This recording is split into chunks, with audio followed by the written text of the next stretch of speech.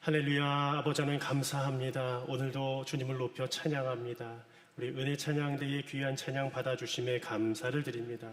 평생토록 주님만을 찬양케 해주시고 찬송 가운데에 주님 기적과 같은 역사 날마다 나타나게 하여 주옵소서. 함께 예배하는 모든 성도님들 우리의 마음을 담아 주님을 높여드리며 예배드리고 있습니다. 우리 예배는 보는 것이 아니라 예배는 드리는 것임을 우리가 깨닫게 하여 주시고, 오늘도 선포되어지는 말씀 가운데에 오직 하나님의 말씀이 깊이 새겨지는 우리의 심령과 삶이 되게 하여 주옵소서. 감사드리며 우리의 구원자 되신 예배 받으시기에 합당하신 예수님의 이름으로 기도드립니다. 아멘. 할렐루야. 할렐루야. 오늘도 이렇게 가득 또 우리 많은 성도님들 함께 예배드려서 참으로 기쁩니다. 오늘도 주님의 은혜가 우리 모든 성도님들의 삶 가운데에 가득 넘치기를 진심으로 축복하고 사랑합니다.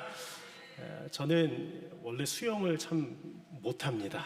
물론 지금도 잘 하지는 못하지만 수영이라는 것에 이 두려움이 생겼었어요. 왜냐하면 어릴 적에 국민학교였죠. 저 때는 국민학교로 졸업을 했는데 어릴 적에 다닐 때에 초등학교에서 다 같이 수영 클래스가 있었어요. 근데 그때에 다 수영을 하는데 제가 한 번은 한 1.5m 정도 되는데 꼬르르르 계속 가라앉은 거예요. 거의 죽을 뻔했어요. 그래서 제가 그때 물을 거의 한 1리터를 먹은 것 같습니다. 집에 갔는데 얼마나 제 뱃속에서 락스 냄새가 나든지 진짜 큰일 날 뻔했어요. 그러니까 그때 이후로 저는 물을 두려워했습니다. 그래서 이제 바닷가도 가도요, 그냥 발만 그냥 담글 정도고요. 그리고 뭐 계곡에 가도 그냥 시원한 그 물가에 발만 담그면 저는 조카였습니다. 그런데 제가 어느 날 어느 날이 아니라 제가 한 34살, 30대 중반이 되었을 때 저희 큰아이가 태어났는데, 그때 딸이 태어나자마자 이제는 제가 좀 수영을 배워야 되겠다 싶은 거예요. 왜냐하면 저희 아내가 옛날에 이런 경험이 있었대요. 어릴 적에 저기 개울가에 갔대요. 뭐 의정부였는지 어딘지 모르겠는데 막 손을 흔드는 거예요. 저기 멀리서 물가에서 저희 아내가요, 어릴 적에. 근데 저희 장인어른께서 막 반갑게 막 손을 흔드셨대요. 보니까 심상치가 않은 거예요. 저희 아내가 계속 꼬르르 왔다 내려갔다 하면서 막 손을 흔드는 거였어요. 그러니까 이게 반가워서 손을 흔드는 게 아니라 나 좀 살려달라는 거였어요. 나 좀 살려주세요. 장인어른이 그것을 딱 보고 캐치하셔서 빨리 뛰어들어서 어떻게 했겠어요? 구출해 냈다는 거예요. 그래서 저와 결혼해서 살고 있습니다. 안 그러면 정말 큰일 날 뻔했어요. 그렇죠? 왜냐면 이 여름에 얼마나 이런 인명사고가 많습니까? 제 주변에도 안타깝게도 이런 인명사고 때문에 목숨을 잃은 가정들이 많았었어요. 몇 가정들이 있었어요. 그러니까 이 물이 그렇게 무섭습니다. 참 이게 물가에서 노는 게 위험한데, 그래서 제가 이 딸이 태어나니까 정말 그 아이를 물에 빠지면 저도 좀 구해줘야 될 정도의 실력이 돼야 되겠잖아요. 그래서 열심히 수영을 배우기 시작했어요. 수영장을 등록을 했습니다. 등록하자마자 등록할 때부터 제가 무섭더라고요. 물 어떻게 해야지. 저는 이미 키가 180이 넘었는데 그 1.5m 수영장을 가야 되는데 그 5m를 가고 계속 잠수를 하는 거예요. 꼬르르르르 계속 가라앉는 거예요. 저도 모르게 계속 물을 계속 먹었습니다. 얼마나 그 수영장 물이 맛은 없었습니다만, 근데 계속 가라앉는데 한 달이 딱 지나는데 제가 5m를 넘게 가더라고요. 기적이 일어났어요. 2달째 딱 됐는데, 여기서 아멘이 나오네요. 2달째 딱 됐는데 25m를 가더라고요. 저 같은 사람이 되라고요. 제가 알았어요. 여기서 아마 수영을 하시는 분들도 아시겠지만 호흡이 터진 거예요. 호흡이요. 그동안에는 이 물속에서 계속 입으로 뱉었어요. 후 했는데 코로 뱉는 걸 그때 한 거예요. 코로 뱉고 바깥에서 들이마실 때는 입으로 크게 그냥 입을 벌리면 되는데 그걸 몰랐던 거예요. 그게 터지니까 제가 이제 자유수영을 한 7, 8개월 계속 하다 보니까 쉬지 않고 제가 30바퀴를 돌고 있더라고요. 와, 참 기적 아니겠습니까? 그렇다고 해서 저보러 살려달라고 하지 마십시오. 그래도 저는 아직 혼자 살 정도의 수영 실력이기 때문에. 근데 저에게도 도전이 생긴 것은 뭐냐? 한강을 한번 도하하는 게 제 꿈이에요. 목표예요. 한번 저랑 나중에 한번 이렇게 다녀오시면 좋을 것 같은데. 근데 아마 말리실 것 같아요. 왜냐하면 위험하기 때문이에요. 그래도 저에겐 도전이 그만큼 수영을 더 멀리 한번 가보고 싶은 게 저의 목표이고 도전입니다. 그런데 그 당시에 제가 수영을 배우고자 했던 그 이유가, 제가 그 30대 중반에 그 수영을 배우고자 했던 그 이유는 다른 게 아니었어요. 제가 그냥 살려고가 아니라, 물론 나도 물에서 살아야 되겠지만 우리 가족을 그런 위험 가운데서 구조하면 얼마나 좋을까라는 그런 마음 가운데서 시작을 했다라는 겁니다. 오늘 성경 본문에 이 여호수아라는 인물이 나오는데요. 오늘 그는요, 바로 앞에 커다란 강이 있었어요. 바로 요단강이었습니다. 근데 이 요단강을 건널 때에 그가 수영해서 건넌 것이 결코 아니었어요. 오늘 말씀 가운데 하나님께서는 이렇게 그에게 말씀하셨습니다. 믿음으로 물에 발을 담그라는 것이었어요. 믿음으로 발을 먼저 그 물에 담그라 하나님께서 말씀하여 주셨고, 그 일들을 이 여호수아뿐만 아니라 그와 함께 있던 모든 백성들이 함께 순종함으로 나아갔던 역사가 오늘 여호수아 3장 말씀 가운데 기록이 되어 있다는 것이죠. 따라서 믿음은 무엇일까? 우리가 물에 있으면 두려움이 있잖아요. 두려움 없다는 것이 아니라 두려움 가운데서도 하나님의 말씀을 따라 하나님의 말씀을 붙잡고 발을 내딛는 것이 믿음이란 것이에요. 오늘 이러한 이 믿음에 대한 이 핵심 주제를 가지고 말씀을 끝까지 우리가 경청하기를 소망합니다. 오늘 이 본문의 배경을 짧게 설명을 드리자면, 이 당시 이제 이 이스라엘 백성들을 출애굽 가운데 이끌었던 모세는 죽고 이제 하늘나라로 갔습니다. 이제 그의 후계자 여호수아가 남아서 그 이스라엘 백성들을 이끌어야 되는 그런 사명을 맡았습니다.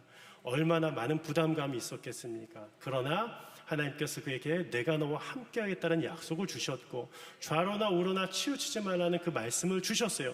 그리고 그 백성들이 이제 요단강 도하 사건, 바로 그 직전 앞에 놓이게 된 것입니다. 그런데 그와 함께 있던 그 백성들이 어떤 세대였느냐? 여기에 대해서 우리가 성경 말씀에 대해서 나와 있지는 않지만 여러 구절들을 토대로 찾아보건대, 이 함께 있던 백성들의 연령이 대부분 60 이하의 백성들이었어요. 60세 이하. 왜 그렇냐면, 이 모세에게도 말씀하셨지만 출애굽하고 나서 이 이스라엘 백성들이 불순종하여서 이제 20세 이상의 이 백성들은 다 이 광야에서 죽을 것이다 라고 말씀하셨고요, 20세 이하의 사람들은 그 가나안 땅으로 들어갈 것이다 말씀해 주셨어요.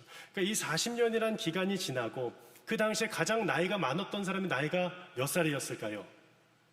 그러니까 갈렙을 제외하고는 59세, 60세 정도 되었다라는 것이었어요. 그러니까 그 정도의 그 밑에 있던 사람들, 세대들이었고, 그리고 그 사람들 가운데에는 그리고 출애굽 광야 가운데서 태어났던 사람들이 무수히 많았다라는 것이겠죠. 그러니까 출애굽기에 1세대를 지나서 2세대, 3세대를 살아가고 있는 사람들이 바로 그 요단강 앞에 있었던 사람들이었다라는 것이었어요. 그런데 그 사람들과 함께 이 여호수아에게는 이 믿음을 하나님께서 테스트, 연단하시고자 오늘 그 요단강을 건너라고 말씀하시는 겁니다. 오늘 말씀을 통해서 그 요단강을 어떻게 건넜는지 우리 함께 말씀에 집중하면서 살펴보기를 원합니다. 첫 번째입니다. 첫 번째 한번 다 같이 한번 읽어볼까요? 시작. 믿음의 세대는 하나님의 말씀을 따라 과거를 떠나 미래로 향합니다. 믿음의 세대는 이제 하나님의 말씀을 따라서 과거를 떠나서 이제 미래를 향해서 나아가게 된 것이었어요. 근데 오늘 이 말씀 가운데 14절에 이렇게 기록되어 있습니다. 백성이 요단을 건너려고 자기들의 장막을 떠날 때에, 오늘 이 말씀을 한번 보여주십시오. 백성이 요단을 건너려고 자기들의 장막을 어떻게 했다고 되어 있습니까? 떠나야만 했습니다. 이 떠나다라는 말은 히브리어로 나사라고 합니다. 나사인데 이 장막을 철수하다예요. 즉 이 말뚝을 뽑아내다라는 의미가 있습니다. 즉 떠나다라는 의미 가운데는요, 그들이 유목민이었기 때문에 그들의 모든 이 말뚝을 뽑아낸 후에 텐트를 접은 이후에 그제서야 떠났어야 된다라는 것이었어요. 그런데 우리가 이 애굽, 출애굽부터 지금 이 요단의 이 동편까지 몇 번의 이 나사가 기록되어 있느냐? 42번이나 기록이 되겠습니다. 그러니까 이 작업을 몇 번을 한 거예요. 장막을 치고 또 펼치고 다시 접는 이 작업을 최소 42번을 한 거였어요.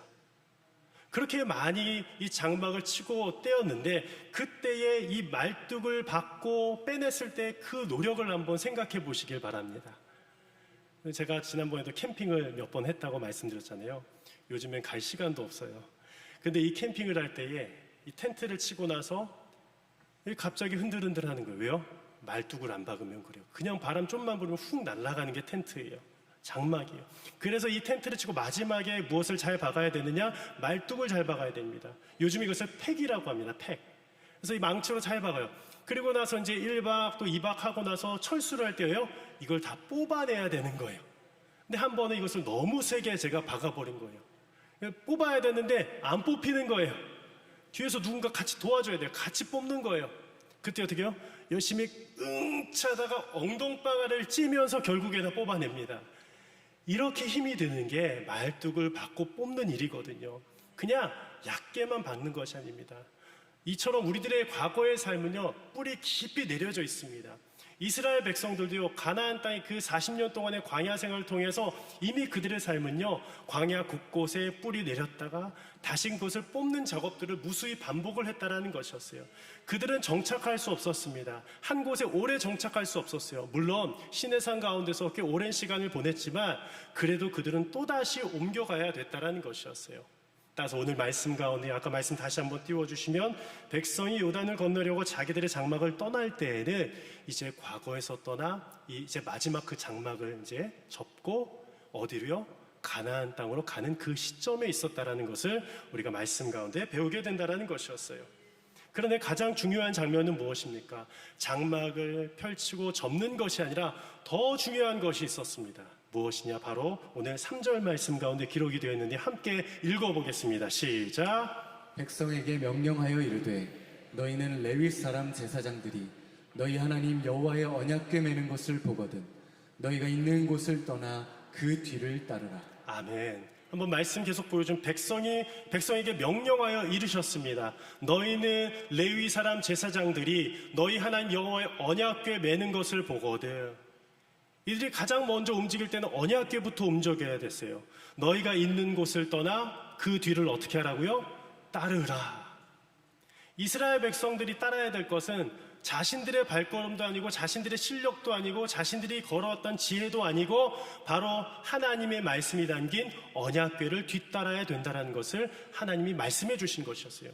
언약궤는 무엇입니까? 이 언약궤는 3가지가 들어있습니다. 잘 아시죠? 먼저 십계명이 들어있었습니다. 바로 시내산에서 이 2번째 받았던 깨지지 않은 그 십계명이 그 언약궤 안에 보관이 되어 있었어요. 즉 하나님의 말씀 가운데 임재하여 주신다는 뜻이에요. 오늘도 이 시간 가운데 말씀이 선포될 때에 하나님이 임재하심을 믿으세요? 하나님은 말씀 가운데 임재하여 주신 줄 믿습니다. 그리고 2번째로 그것 가운데 아론의 쌍난 지팡이가 있었습니다. 이 아론의 쌍난 지팡이 여러 지팡이들이 있었는데요, 누가 참된 지도자냐 했을 때 바로 아론의 그 대제사장의 지팡이에서 싹이 났다는 거예요. 바로 하나님의 리더십과 권위를 그에게 부어주셨다는 것이었어요. 바로 그것이 그 언약궤 안에 담겨져 있었습니다. 그리고 3번째로 이 만나 한오멜이 담긴 항아리가 있었다는 것이었어요. 즉 이것은 하나님께서 광야 가운데서도 그들을 지켜주셔서 채우시고 먹여주시는 신실하신 하나님을 뜻한다라는 것이에요. 여러분, 우리가 언약궤가 오늘 앞서갔을 때에 무엇이 있다고요?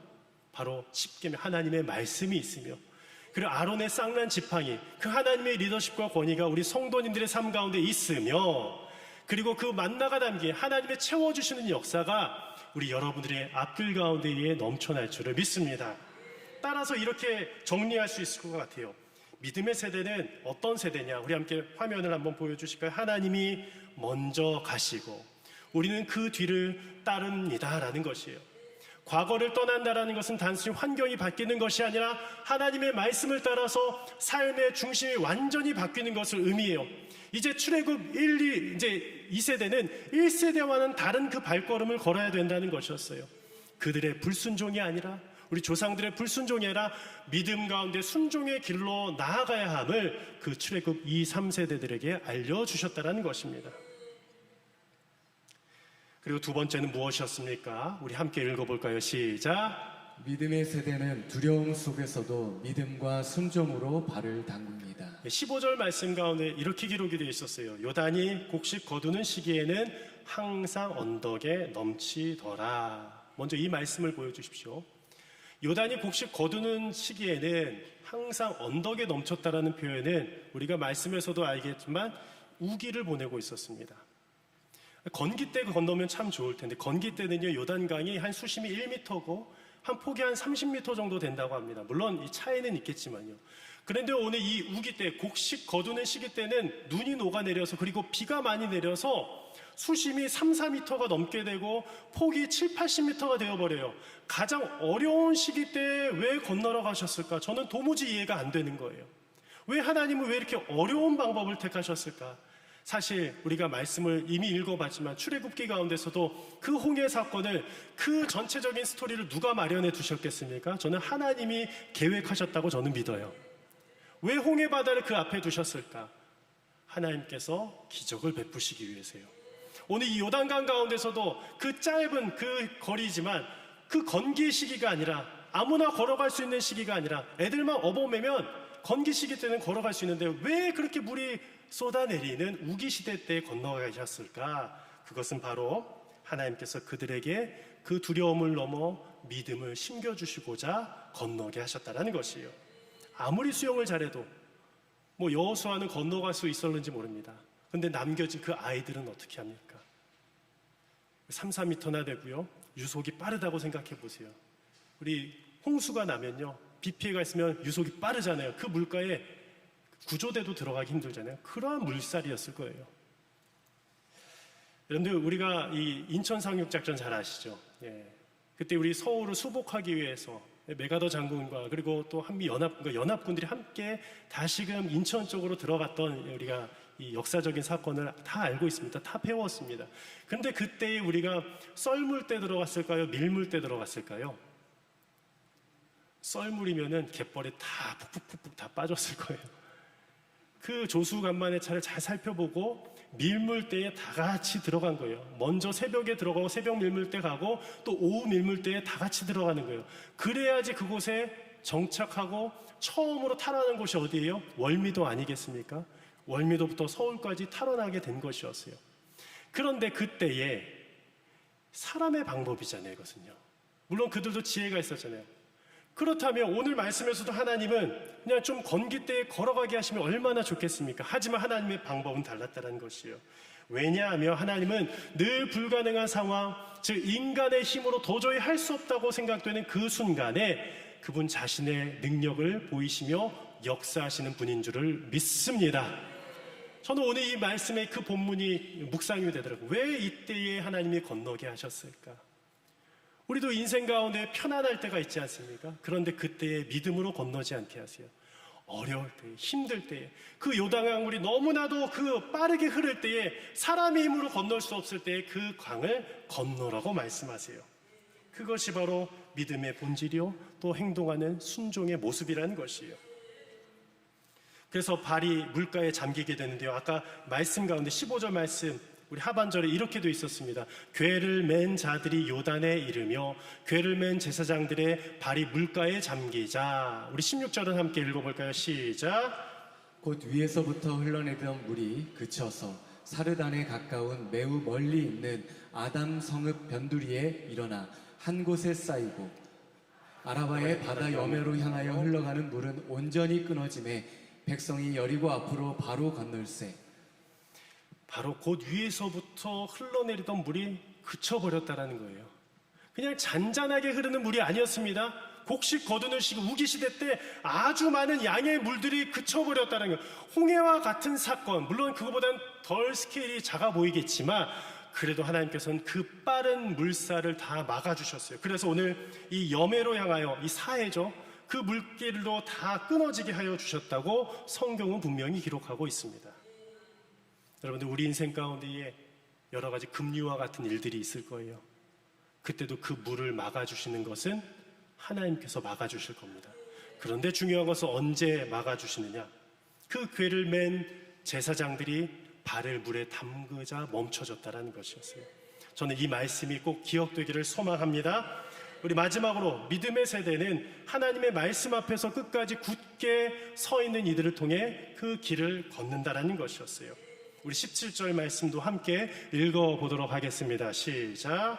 여호와의 언약궤를 맨 제사장들은 요단 가운데 마른 땅에 굳게 섰고 그 모든 백성이 요단을 건너기를 마칠 때까지 모든 이스라엘은 그 마른 땅으로 건너갔더라. 저는 오늘 이 말씀이 오늘 주제의 말씀처럼 제가 잡아보았고 참 제 마음 가운데 귀하게 다가왔어요.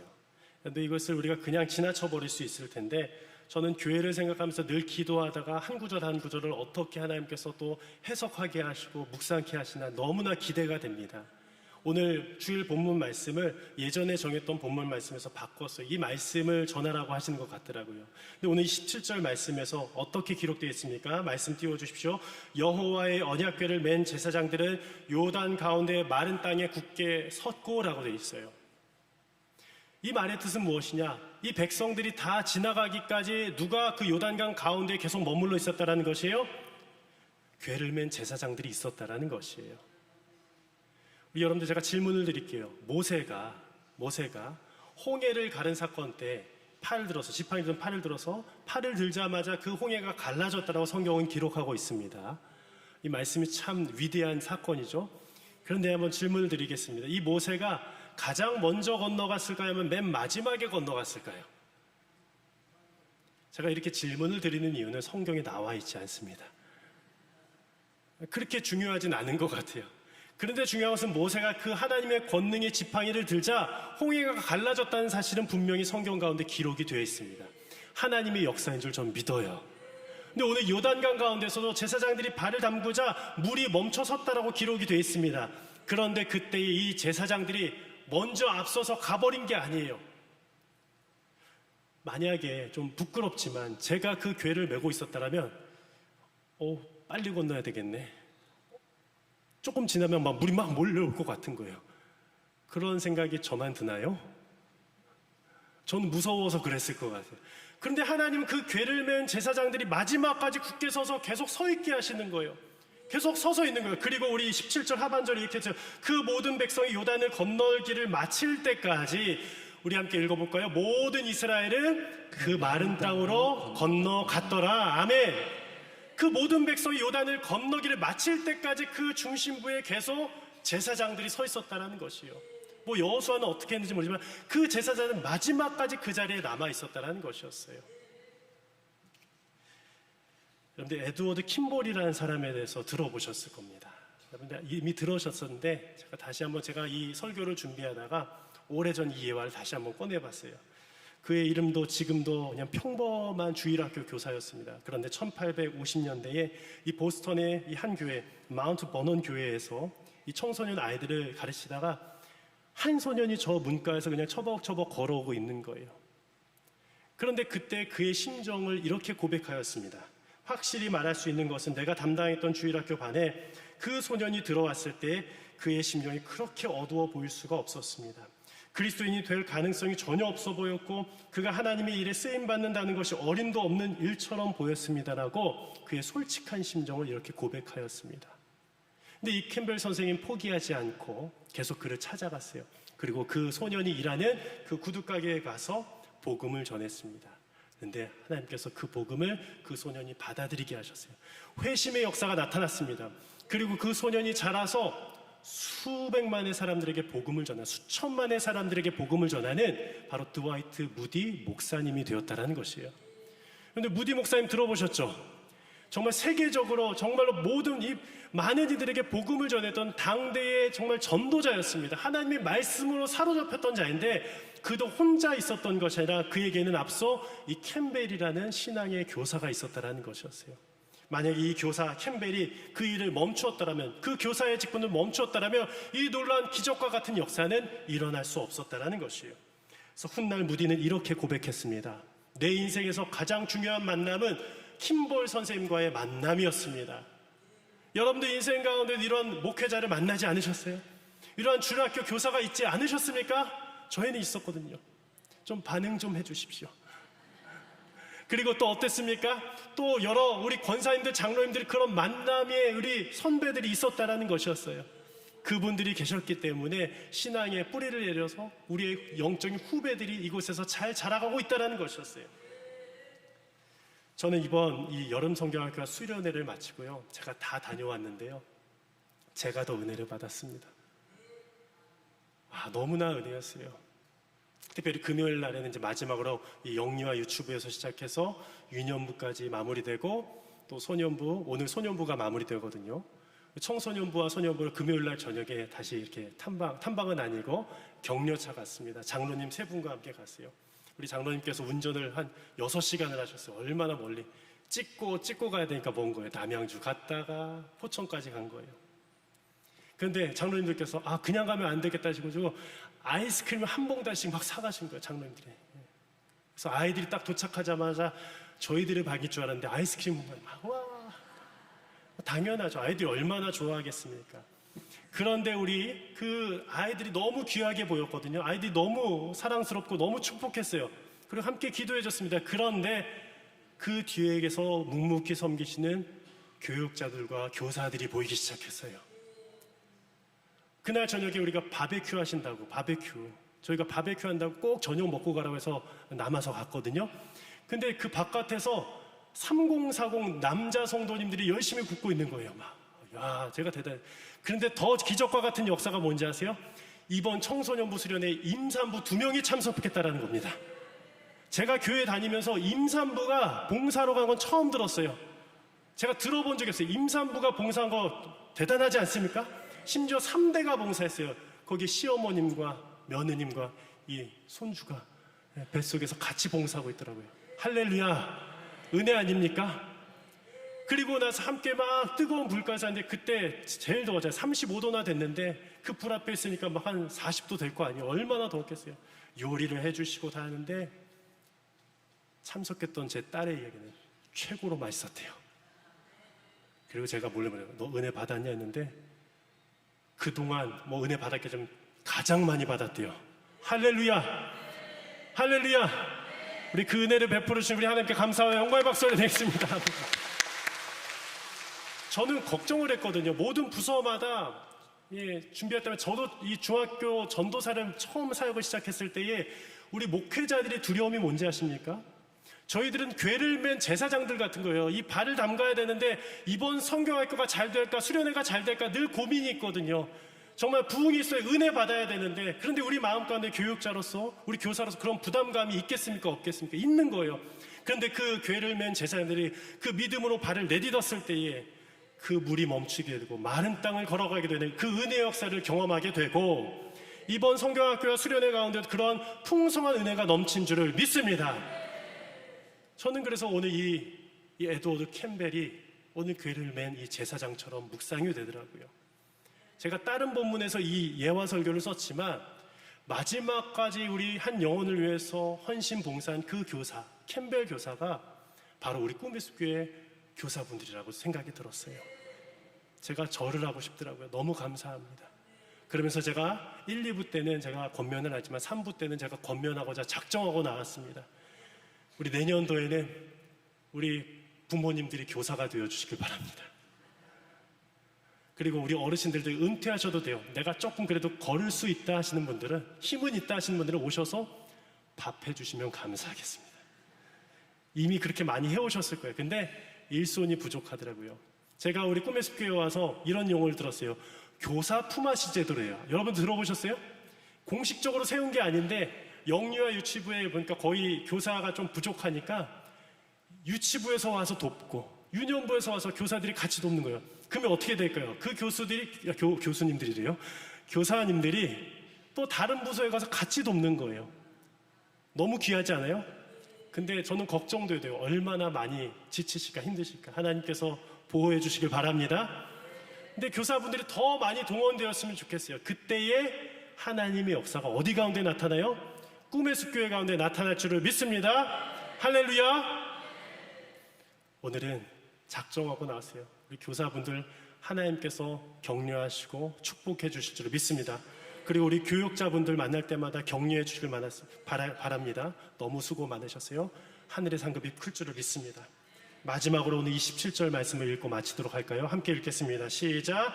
여호와의 언약궤를 맨 제사장들은 요단 가운데 마른 땅에 굳게 섰고 그 모든 백성이 요단을 건너기를 마칠 때까지 모든 이스라엘은 그 마른 땅으로 건너갔더라. 제가 다시 한번 읽겠습니다. 여호와의 언약궤를 맨 제사장들은 바로 여러분들은 요단 가운데 마른 땅에 굳게 섰고 끝까지 굳게 서시기를 바랍니다. 그때에 그 모든 백성이 우리의 다음 세대가 그 마른 땅으로 다 건너가서 약속의 땅, 그 믿음의 땅, 가나안 땅, 그리고 저 요단강 땅 지나서 저 천국까지 이르게 될지를 꼭 기억하시고 믿으시기를 바랍니다. 아멘. 함께 기도하겠습니다. 우리 반주에 맞춰서 함께 기도하기를 원하는데요.